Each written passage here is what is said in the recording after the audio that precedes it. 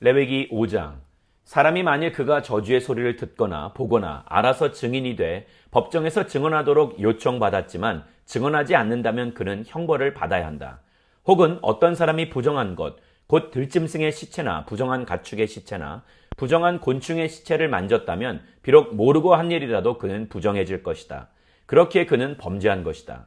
혹은 사람의 부정함, 곧 부정하게 하는 어떤 것이라도 만졌다면 비록 모르고 한 일이라도 깨닫게 되면 그에게 죄가 있는 것이다. 혹은 어떤 사람이 우발적으로 좋은 것이든 나쁜 것이든 그 어떤 것을 행하기로 맹세를 했다면 비록 모르고 한 것이라도 그것을 깨닫게 되면 그에게 죄가 있는 것이다. 이것들 가운데 한 가지라도 범죄한 사람은 자기의 죄를 고백해야 한다. 그는 자기의 죄에 대한 대가로 여호와께 어린 암양이나 암염소를 속건제물로 가져와야 한다. 그러면 제사장은 그를 위해 그의 죄를 속죄할 것이다.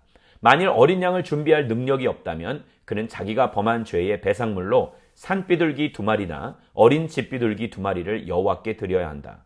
하나는 속죄제물이고 다른 하나는 번제물이다. 그가 그것들을 제사장에게 가지고 오면 제사장은 첫 번째 것을 속죄제물로 드리되 그는 그것의 목을 비틀어 죽여야 한다. 그러나 그것의 몸을 아주 찢지는 말고 그는 속죄제물의 피를 제단 옆에다 뿌리고 나머지 피는 제단 밑에 쏟아부어야 한다. 이것이 속죄제사다. 그리고 제사장은 두 번째 예물을 번제물의 방식대로 드릴 것이며 제사장이 그를 위해 그의 지은 죄를 속하면 그는 용서받을 것이다. 그러나 만일 그 힘이 산비둘기 2마리나 집비둘기 2마리에도 미치지 못하면 그는 고운 밀가루 10분의 1 에바를 자기의 죄를 위한 예물로 가져와야 한다. 그러나 거기에 올리브 기름이나 유향을 섞어서는 안 된다. 그것은 속죄 제물이기 때문이다.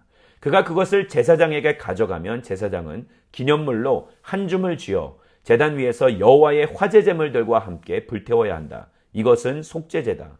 이렇게 제사장은 그가 행한 그의 죄들을 위해 속죄를 해야 한다. 그러면 그의 죄가 용서받을 것이다. 그 예물의 나머지는 곡식 제물의 경우처럼 제사장의 소유가 될 것이다. 여호와께서 모세에게 다음과 같이 말씀하셨습니다. 누구든지 불성실해 여호와의 거룩한 물건들에 대해 우발적으로 죄를 저질렀다면 그는 가축들 가운데 성소의 세겔로 그 가치에 해당하는 흠없는 수량 1마리를 속건제물로 가져와야 한다. 이것이 속건제물이다. 그는 또한 거룩한 물건들에 대한 자신의 죄의 대가를 갚을 때 그 값의 5분의 1의 값을 더해 제사장에게 주어야 한다. 그러면 제사장은 배상의 예물로 수량을 가지고 그를 위해 속죄해야 한다. 그러면 그의 죄는 용서받을 것이다. 여호와께서 행하지 말라고 명령하신 것을 행해 범죄했다면 그것을 깨닫지 못하더라도 그는 범죄한 것이다. 그에 대한 책임이 있는 것이다. 그는 가축대 가운데 속건제물로 정해진 값에 해당하는 흠없는 수량 1마리를 제사장에게 가져와야 한다. 이렇게 제사장은 그가 우발적으로 저지른 잘못을 대신해 그를 위해 속죄해야 한다. 그러면 그의 죄는 용서받을 것이다. 이것이 속건제사다. 그가 여호와 앞에서 범죄한 것에 대해서 책임을 져야 한다. 레위기 6장. 여호와께서 모세에게 말씀하셨습니다. 누구든지 여호와께 불성실해 범죄한 경우 곧 남의 물건을 맞거나 담보로 잡거나 강도질하거나 이웃의 소유를 부당하게 빼앗거나 혹은 남이 잃은 물건을 차지하고도 거짓으로 부인하거나 가짜로 맹세하는 등의 범죄들 가운데 어느 하나라도 행했다면 그와 같이 범죄했다면 그는 그것에 대해서 배상해야 한다. 즉 훔친 대로 빼앗은 대로 자기에게 맡겨진 대로 남이 잃은 물건을 가져간 대로 무엇이든 가짜로 맹세한 대로 배상해야 한다. 그는 그것을 전부 배상하고 그 가치의 5분의 1의 값을 더해 속건제물을 드릴 때 원래 주인에게 주어야 한다.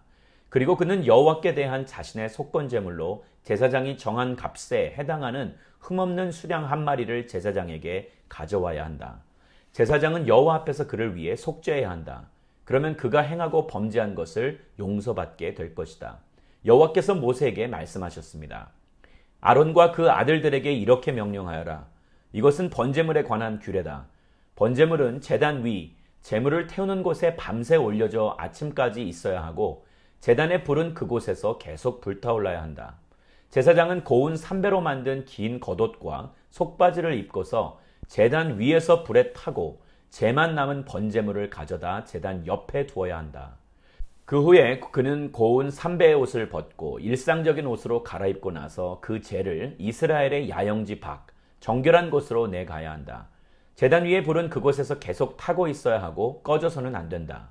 아침마다 제사장은 나무를 가져다 제단 위에 불을 붙이고 그 위에다 화목제물의 지방이 있는 부위를 불태워야 한다. 그 불은 제단에서 계속 타올라야 하며 꺼져서는 안 된다. 이것은 곡식제물에 관한 규례다. 아론의 아들들은 그것을 여호와 앞 제단 앞에 드려야 한다. 그는 고운 곡식가루 한 줌과 올리브 기름을 가져다 그 곡식제물 위에 모든 유향을 더해 제단 위에 그것을 기념물로 태워 여호와께서 기뻐하시는 향기를 내야 한다. 아론과 그 아들들이 그 나머지를 먹을 것이며 그것은 거룩한 곳 곧 회막들에서 누룩 없이 먹어야 한다. 그것은 누룩을 넣고 구워서는 안 된다. 나는 그것을 내 화제물 가운데 그들의 몫으로 주었다.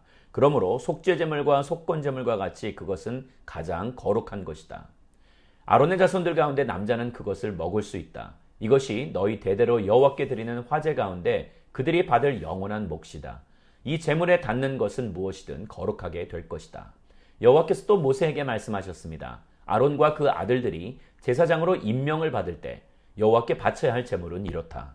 정기적인 곡식 제물의 경우처럼 고운 가루 10분의 1 에바를 준비해 2분의 1은 아침에, 2분의 1은 저녁에 드려야 한다. 그것을 얕은 철판 위에 올리브 기름을 섞어 만드는데 그것을 잘 반죽해 곡식 제물처럼 잘게 잘라 구워라. 그러고 나서 그것을 여호와께서 기뻐하시는 향기로 드려야 한다. 아론의 아들들 가운데 아론의 뒤를 이어 제사장으로 임명받은 제사장은 이것을 영원한 규례로 여호와께 드려야 한다. 이것은 완전히 불태워야 한다. 제사장이 드리는 모든 곡식 제물은 완전히 불태울 뿐 먹어서는 안 된다. 여호와께서 모세에게 말씀하셨습니다. 아론과 그 아들들에게 이렇게 말하여라. 이것은 속죄 제물에 관한 규례다. 속죄 제물은 여호와 앞 번제물을 잡는 곳에서 잡아야 한다. 이것은 가장 거룩한 것이다. 죄로 인해서 그것을 드리는 제사장은 그것을 먹어야 한다. 그는 거룩한 장소, 곧 회막들에서 먹어야 한다. 그중 어떤 부위든 고기를 만지는 사람마다 거룩해질 것이고 그 피가 누군가의 겉옷에 조금이라도 튀었다면 너희는 거룩한 곳에서 그 옷을 씻어내야 한다. 그 고기를 삶은 토기는 깨버리고 놋그릇에 고기를 삶았으면 그 그릇은 문질러 닦고 물로 헹구어야 한다. 제사장 가문의 남자는 그 고기를 먹을 수 있다. 그것은 가장 거룩한 것이다. 그러나 성소 안에서 속죄를 하기 위해서 속죄 제물의 피를 회막 안으로 가지고 들어간 예물은 먹지 말고 불로 태워야 한다. 레위기 7장. 이것은 속건 제물에 관한 규례다. 이것은 가장 거룩한 것이다.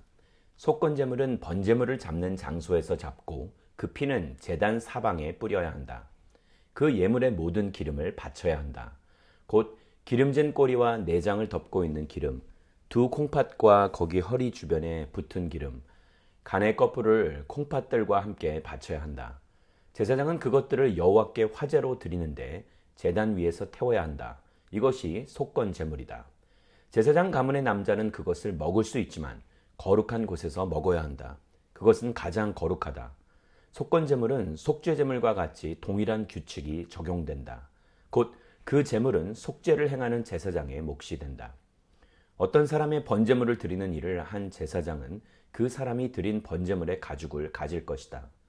화덕에 구워진 모든 곡식 제물과 얕은 솥이나 조리용 판에서 준비된 모든 곡식 제물도 그것을 여호와께 드리는 일을 하는 제사장의 소유가 되고 올리브 기름과 섞었든 섞지 않았든 곡식 제물은 모두 아론의 모든 아들들에게 똑같이 나누어 가져야 한다. 여호와께 바치는 화목제물에 관한 규례는 이렇다. 감사의 표시로 화목제물을 드리려면 이 감사의 예물을 누룩 없이 올리브 기름을 섞은 두꺼운 빵과 누룩 없이 올리브 기름만 바른 납작한 빵과 고운 가루로 잘 반죽해 올리브 기름을 섞은 빵을 드려야 한다. 감사의 표시로 드리는 화목제물과 함께 누룩을 넣어 만든 빵을 드려야 한다. 그와 같이 각 종류의 빵 가운데 하나씩 가져와서 여호와께 예물로 드려야 한다. 그것은 화목제물에 피를 뿌리는 제사장의 소유가 되어야 한다. 그 감사의 표시로 드려진 화목제물의 고기는 제물을 드리는 날에 먹어야 하고 아침까지 남기면 안 된다. 그러나 예물이 맹세를 이루기 위한 제물이거나 자원에서 드리는 제물이라면 희생제물은 드리는 날에 먹을 것이며 나머지는 다음 날 먹어야 한다. 3일째 되는 날까지 남은 고기는 불태워야 한다. 화목제물의 고기를 3일째 되는 날까지 먹는다면 그것을 바친 사람은 하나님이 용납하지 않으실 것이다. 그리고 예물을 드린 사람에게도 그것이 예물답지 못하게 될 것이다. 오히려 그것은 가증한 것이며 그것을 먹는 사람은 죗값을 져야 한다. 부정한 것에 당한 고기는 먹어서는 안 된다. 그것은 불태워야 한다. 정결한 사람은 고기를 먹을 수 있으나 부정한 가운데 있는 사람이 여호와께 드린 화목제물의 고기를 먹는다면 그런 사람은 그의 백성 가운데 끊어질 것이다. 부정한 것, 곧 부정한 사람이든 부정한 동물이든 어떤 부정하고 가증스러운 것을 만져서 부정해진 후에 여호와께 드린 화목제물의 고기를 먹었다면 그런 사람은 그의 백성에게서 끊어질 것이다. 여호와께서 모세에게 말씀하셨습니다. 이스라엘 백성들에게 말하여라. 소나 양이나 염소의 기름은 어떤 것이든지 먹지 말아야 한다. 스스로 죽은 동물의 기름이나 들짐승들에게 찢겨 죽은 짐승의 기름은 다른 목적으로 사용될 수 있으나 너희가 먹을 수는 없다. 여호와께 화제로 드리는 제물 가운데 나온 짐승의 기름을 먹는 사람은 자기 백성으로부터 끊어질 것이다. 너희는 어디에서 살든 새나 동물의 어떤 피도 먹지 말라. 피를 먹은 사람은 그의 백성에게서 끊어질 것이다. 여호와께서 모세에게 말씀하셨습니다. 이스라엘 백성들에게 말하여라. 여호와께 화목제물을 가져오는 사람은 여호와께 드리는 화목제물들의 희생물 가운데 일부를 여호와께 예물로 가져와야 한다. 그는 여호와께 화제로 드리는 제물을 스스로 가져와야 한다. 그는 기름과 함께 가슴살 부위를 가져오고 가슴살 부위는 여호와 앞에서 흔들어 바치는 예물로 여호와께 드려야 한다.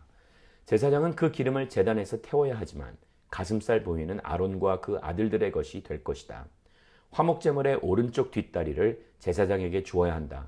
아론의 아들들 가운데서 화목제물의 피와 기름을 여호와께 드리는 일을 하는 제사장은 자신에게 주어진 한 몫으로 오른쪽 뒷다리를 가질 수 있다. 내가 이스라엘 백성이 낸 화목제물들 가운데서 흔든 가슴살 부위와 드려진 오른쪽 뒷다리를 이스라엘 백성에게서 받아 제사장 아론과 그 아들들에게 영원한 몫으로 주었다. 이것은 아론과 그 아들들이 제사장으로 여호와를 섬기도록 임직된 날에 드린 여호와의 화제물 가운데서 아론이 받는 몫이며 그 아들들이 받는 몫입니다. 그들이 임직하던 때 여호와께서 이스라엘 백성들에게 이것을 그들에게 주도록 명령하셨습니다. 그것은 대대로 주어진 영원한 몫입니다. 이상은 번제물과 곡식제물과 속죄제물과 속건제물과 성별케 하는 제물과 화목제물에 관한 규례입니다. 이것은 여호와께서 시내 광야에서 이스라엘 백성을 향해 여호와께로 예물을 가져오라고 명령하셨던 때에 시내산에서 여호와께서 모세에게 명령하신 것입니다.